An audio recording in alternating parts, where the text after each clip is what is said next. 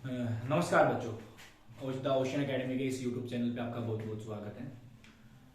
और audio quality के लिए आज मैं माफ़ी चाहूँगा। हमारे पास आज माइक नहीं था, माइक हमारा कोई लेके गया हुआ है, तो आज थोड़ा सा क्षमा करना ऑडियो क्वालिटी के लिए। तो जैसा कि मैंने कहा था आपको कि हम बीएससी के लिए इंपॉर्टेंट क्वेश्चन की सीरीज स्टार्ट करेंगे। तो बीएससी का फर्स्ट यूनिट जो है मैकेनिक्स की, पहले मैकेनिक्स कर लेते हैं, उसके बाद इलेक्ट्रिकल में आएंगे। तो मैकेनिक्स की पहली यूनिट है फर्स्ट। और इस वीडियो में मैं जो क्वेश्चन करवाऊंगा, जो चीजें मैं आपको करवाऊंगा, जो कंटेंट इसमें रहेगा, उसमें से पक्का आपको 16 नंबर का कुछ देखने को मिल जाएगा। जरूर 16 नंबर के क्वेश्चन यहाँ से जरूर आ जाएंगे। इंपॉर्टेंट टॉपिक है दोनों फर्स्ट यूनिट के। फर्स्ट यूनिट वेक्टर अलजेब्रा के कुछ चीजें हैं, कुछ आगे वाले जो चैप्टर्स हैं उनमें से। तो पहला जो है यूनिट है फर्स्ट मैकेनिक्स की। तो चलो बच्चों शुरू करते हैं। देखिए, मैं आपको कहाँ पहुंचाना चाहता हूँ, मैं आपको पहुंचाना चाहता हूँ गोस डाइवर्जेंस थ्योरम और स्टोक्स थ्योरम पे, जो कि इंपॉर्टेंट टॉपिक है। इससे पहले जो मैं करवाऊंगा वो भी इंपॉर्टेंट है, वो भी आ जाते हैं, तो 2-3 नंबर में, 2.5 नंबर में भी आ जाते हैं। लेकिन जो फिलहाल मैं करवाने की कोशिश कर रहा हूँ वो आपको मैं गोस डाइवर्जेंस थ्योरम्स और स्टोक्स थ्योरम तक पहुंचाना चाहता हूँ। तो उसके लिए आपको सबसे पहले क्या करना पड़ेगा, आपको ग्रेडियंट को समझना पड़ेगा, कर्ल को समझना पड़ेगा और डाइवर्जेंस को समझना पड़ेगा। अगर आपको डाइवर्जेंस, कर्ल और ग्रेडियंट समझ में आ जाता है तो देन आपको गोस डाइवर्जेंस थ्योरम में कोई दिक्कत नहीं आएगी। और गोस डाइवर्जेंस थ्योरम के बाद जो स्टोक्स थ्योरम करेंगे, अब उसमें तो आपको बिल्कुल भी दिक्कत नहीं आएगी। जो बच्चा गोस डाइवर्जेंस थ्योरम को अच्छे से कर लेगा उसके लिए स्टोक्स थ्योरम कुछ भी नहीं है भाई, ठीक है। सेम स्टेप्स रहेंगे, बस थोड़ा सा अलग है, वो मैं बता दूंगा आपको। तो चलो तो स्टार्ट करते हैं। देखिए, ग्रेडियंट, कर्ल और डाइवर्जेंस से पहुंचने से पहले मैं आपको एक छोटा सा ऑपरेटर है फिजिक्स का, उस ऑपरेटर के बारे में बताना चाहूंगा, जो कि इन तीनों में आपके लिए यूज होगा, मोस्ट इंपोर्टेंट है बच्चों। वो ऑपरेटर है डेल ऑपरेटर। क्या है? Del operator. ये डेल ऑपरेटर क्या है? इस डेल ऑपरेटर को समझना बेटा बहुत जरूरी है। डेल ऑपरेटर का फंडा क्या है? देखो, जो जैसे मैथ में आप यूज करते हो, देखो मैं बताता हूँ। मैथ में जैसे आपने प्लस यूज किया, माइनस यूज किया, डिवाइड यूज किया एंड देन मल्टीप्लाई यूज किया, ये सारे क्या होते हैं? मैथमेटिकल ऑपरेटर्स होते हैं। क्या होते हैं? मैथमेटिकल ऑपरेटर्स होते हैं।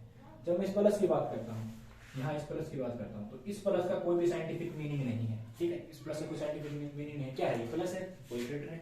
लेकिन अगर मैं यहाँ पे लिख देता हूँ 3 + 3, तभी क्या देगा मेरे को? 6 देगा। क्या देगा मेरे को? 6 देगा, ठीक है। इसी तरीके से फिजिक्स में या साइंस में जब हम डेल ऑपरेटर का यूज करते हैं तो एक तरह से क्या है? ऑपरेटर है, जो किन्हीं ना किन्हीं चीजों के साथ लग के ऑपरेट करेगा। ऑपरेटर का काम करना होता है ऑपरेट करेगा, उसमें कुछ ना कुछ चेंज लेके आ जाएगा। फिजिक्स को आसान बनाने के लिए इस डेल ऑपरेटर का यूज किया जाता है। तो समझते हैं डेल ऑपरेटर होता क्या है। Del operator is nothing. Del operator क्या है? डेल ऑपरेटर है जिसको हम उल्टा ट्रायंगल से डिफाइन करते हैं, इसको बोलते हैं डेल या डेल्टा ही बोल देते हैं हम।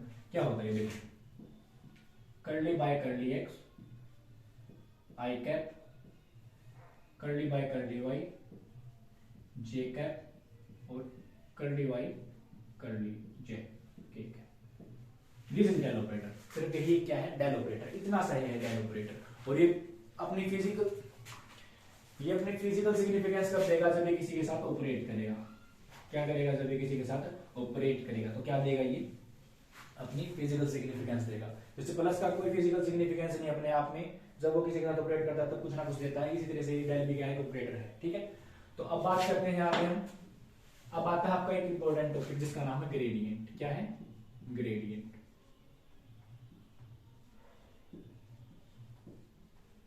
ये ग्रेडियंट क्या होता है? देखो, ग्रेडियंट बच्चा वो एक तरह से एक क्वांटिटी बोल सकते हो आप। ग्रेडियंट क्या करता है? ग्रेडियंट कोई भी चीज के ऊपर हम लगाएंगे तो वो चेंज होगा। क्या होगा? चेंज होगा। किसकी रिस्पेक्ट में? डिस्टेंस की रिस्पेक्ट में। प्लस 2 में तुम करते आए हो, तुमने पढ़ा हुआ पोटेंशियल ग्रेडियंट, ठीक है। तो ग्रेडियंट क्या कर रहा था? पोटेंशियल का चेंज हो रहा था। किसकी रिस्पेक्ट में? डिस्टेंस की रिस्पेक्ट में। इसी तरह से ये ग्रेडियंट है। इस ग्रेडियंट में देखो क्या होता है। इस ग्रेडियंट में नथिंग, इस डेल ऑपरेटर का हम ऑपरेट कर देंगे इसके साथ फाई, कोई भी ले लो। ये फाई मैंने एग्जांपल लिया, ऑपरेट करेगा। ये फाई कोई भी, जैसे फ्लक्स मान के चलते हैं, तो ये फाई आ गया, तो क्या करेगा? डेल ऑपरेटर इसके साथ ऑपरेट करेगा और ये क्या बन जाएगा? मल्टीप्लाई करना है सिंपली। क्या बन जाएगा? हमारे पास ग्रेडियंट बन जाएगा। अब देखो ये होता क्या है, कैसे होता है। अब डेल की वैल्यू रखता हूँ। डेल की वैल्यू क्या थी? Curly by curly x i cap, curly by curly y j cap, curly by curly z k cap. अब मल्टीप्लाई करवाना किसके साथ? फाइव के साथ। फाइव के साथ मल्टीप्लाई करवा दिया। जब मैं इसके साथ मल्टीप्लाई करूंगा, कर दो मल्टीप्लाई, जैसे मैं इसके साथ इसकी मल्टीप्लाई करता हूं तो क्या आ जाएगा, curly five by curly x i cap curly by curly y five j cap और curly by curly z five k cap. ये हो गया, देखो भाई ये आ गया इसका ग्रेडियंट, इसका फाइव का ग्रेडियंट आ गया, इसका ग्रेडियंट आ गया फाइव का। इसी तरह से तरह तरह के हम जब चीजों को यूज करेंगे तो ऐसे ऐसे हमारे पास क्या आते मिलेंगे, ग्रेडियंट आते मिलेंगे हर चीज के, जिसके ऊपर हम ग्रेडियंट का यूज करेंगे। तो ये था ग्रेडियंट। अगर फिजिकल इसकी सिग्निफिकेंस की बात करूँ, ग्रेडियंट फिजिकल सिग्निफिकेंस क्या है मैं आपको पहले ही बता चुका हूँ। ये जस्ट हमें क्या बताएगा, चेंज इन डिस्टेंस बताएगा। ठीक है, कोई चीज है चेंज हो रही है किसकी रिस्पेक्ट में, डिस्टेंस की रिस्पेक्ट में। तो मैं लिख लेता हूं यहाँ पे, इट tells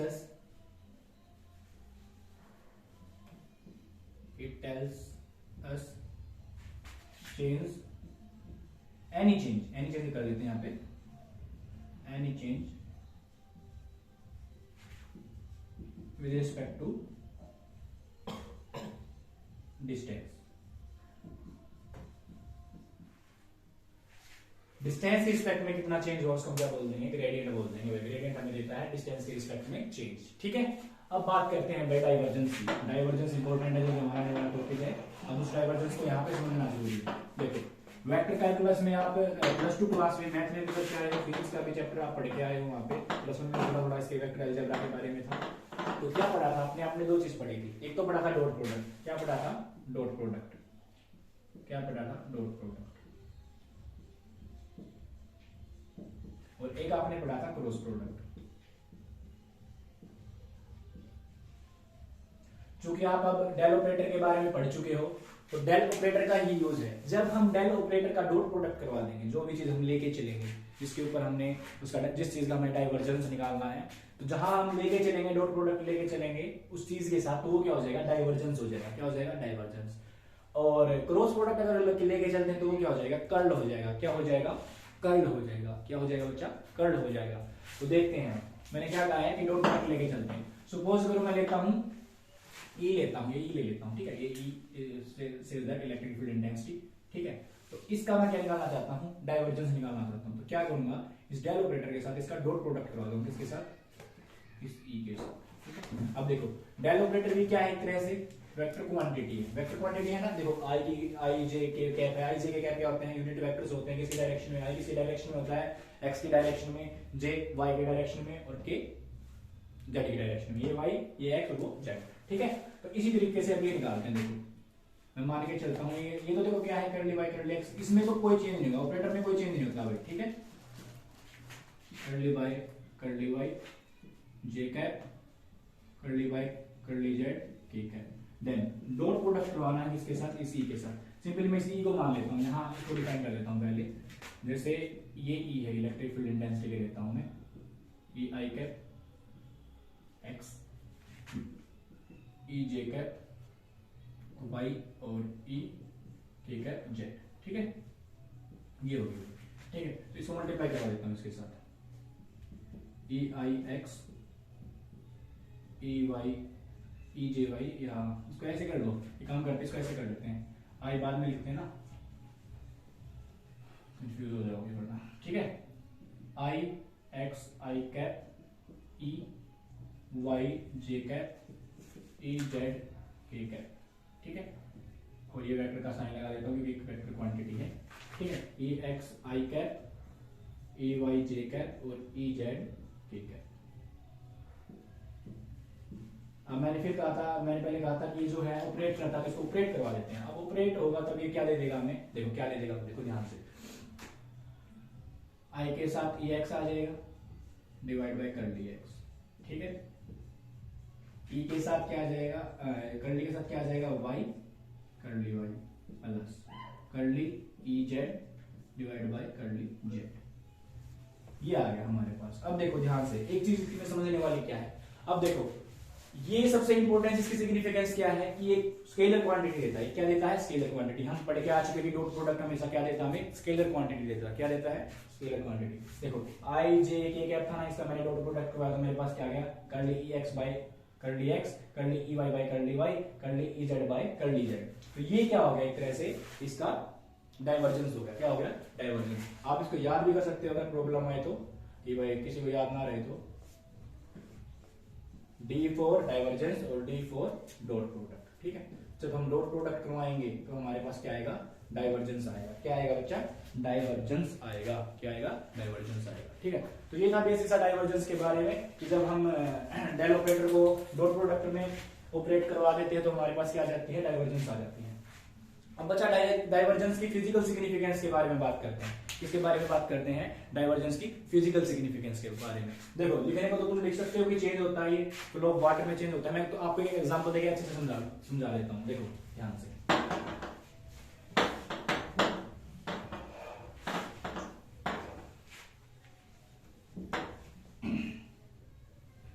देखो मैं एक ले लेता हूँ एग्जांपल स्ट्रीमलाइन फ्लो का। इसका एग्जांपल ले लेता हूँ स्ट्रीमलाइन फ्लो का। ये देखो मेरे पास एक ये ट्यूब है। क्या है मेरे पास, एक ये ट्यूब है। ये ट्यूब होगी मेरे पास। सपोज करो मैं इसमें कहता हूँ कि इसमें वाटर फ्लो कर रहा है। क्या फ्लो कर रहा है, कोई भी लिक्विड, वाटर मान लेता हूँ। ठीक है, लिक्विड मैं वाटर मान लेता हूँ कि जो फ्लो करने वाला वो क्या है, वाटर है। इसमें मैंने वाटर फ्लो करवा दिया। जब ये वाटर फ्लो करेगा, जब ये वाटर फ्लो करेगा तो यहां से निकलेगा। मैं सपोज करता हूं कि जो मैंने यहां वाटर फ्लो करवाया वो मैं ले लेता हूं 2 लीटर्स। मैं 2 लीटर्स का वाटर ले लेता हूं, मैंने फ्लो करवाया, वो यहां से आके ऐसे फ्लो करके नीचे गिरेगा। तो ये कितना गिरेगा, 2 लीटर ही गिरेगा। बताओ, 2 लीटर ही गिरेगा। ठीक है, 2 लीटर का वाटर निकल गया।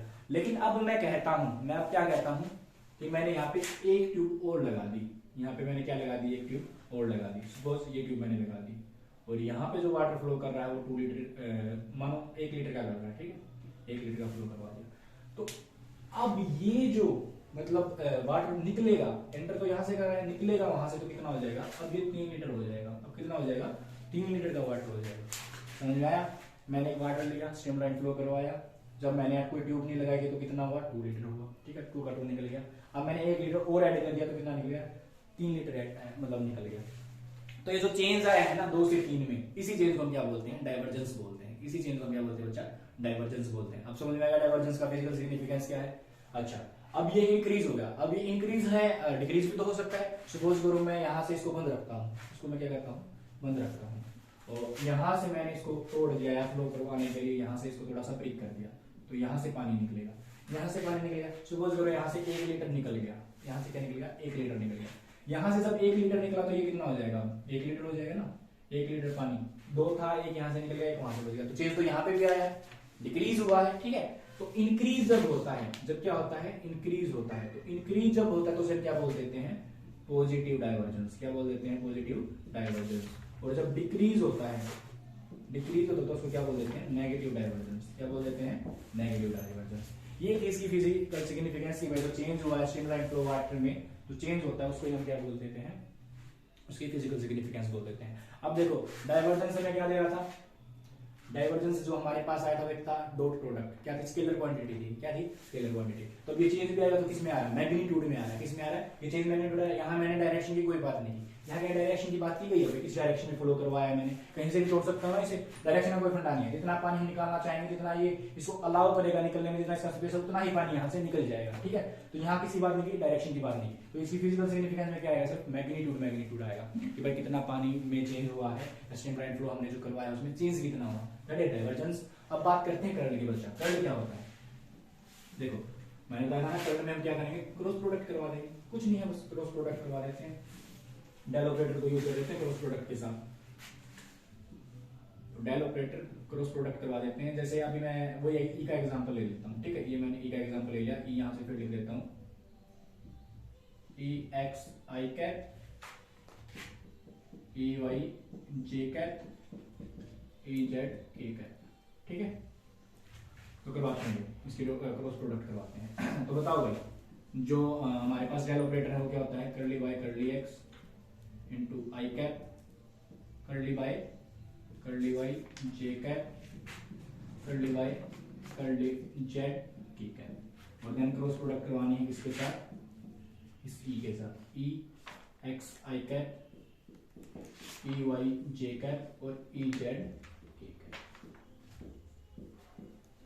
अब करवाओ क्रॉस प्रोडक्ट। क्रॉस प्रोडक्ट तो हमें आती होगी ना, करते हैं cross product I cap J cap and K cap. देखो भाई curly by curly x curly by curly Y और कर्ली बाय कर्ली जेड, ठीक है। देन आप देखो ई एक्स है ना, ई एक्स को लिख देते हैं ई एक्स ई वाई और ई जेड। अब जैसे कोई भी वैल्यू होगी, अब तो कोई वैल्यू नहीं है, जनरल केस लेके चल रहे हैं, अगर कोई भी वैल्यू होगी तो हम क्या करवा देंगे, क्रॉस मल्टीप्लाई करवा के डॉट डॉट क्रॉस प्रोडक्ट जो करवाते हो तुम सीख क्या आए हो वही करना है बस। ये क्या था हमारे पास, कर्ल था। क्या था ये हमारे पास, कर्ल। अब देखो कर्ल का मतलब क्या होता है, फिजिकल सिग्निफिकेंस इसकी और समझ लेते हैं, बहुत बार पेपर में पूछ ली जाती है फिजिकल सिग्निफिकेंस भी। तो देखो फिजिकल सिग्निफिकेंस में हम क्या कहते हैं कि वास्तव में इस कर्ल का मतलब क्या है भाई, कर्ल का हमने क्यों यूज किया, क्या देता है ये कर्ल हमें, तो उसके बारे में पढ़ते हैं।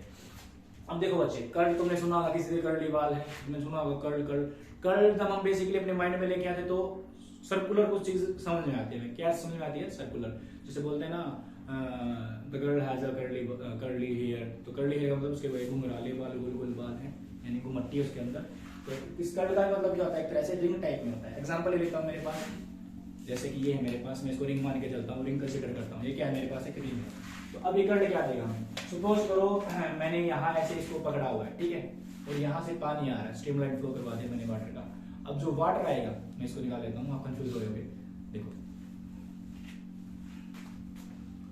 तो ये मेरे पास कोई रिंग है, सर्कुलर रिंग है, मान के चलता हूँ मैं, मेरे पास एक ये है सर्कुलर रिंग है। जब मैंने क्या किया, वाटर का फ्लो करवाया, जब वाटर का फ्लो करवाया, पानी जा रहा है, यहाँ से आया निकल गया, यहाँ से आया निकल गया, तो क्या इस रिंग में कोई चेंज आ रहा है, इस रिंग में कोई भी चेंज नहीं आ रहा, ठीक है, इस रिंग में क्या नहीं आ रहा, कोई भी चेंज नहीं आ रहा। अगर मैं इस रिंग को थोड़ा सा टिल्ट कर देता हूँ, टिल्ट कर दिया, जैसे तुम डायनामो के बारे में पढ़ते हो, डायनामो में जब तुम पानी बनाते हो तो कुछ ऐसा ही होता है, टरबाइन घूमते हैं, कुछ कुछ वैसा ही केस मान के चलो। तो मैंने इसको थोड़ा सा क्या कर दिया, टिल्ट कर दिया। अब जो पानी की करंट आएगा, धारा आएगी पानी की, वो क्या करेगी, इसको इस पे पड़ेगी और ये रोटेट करना स्टार्ट कर देगा। ये क्या करना स्टार्ट कर देगा, रोटेट करना स्टार्ट कर देगा।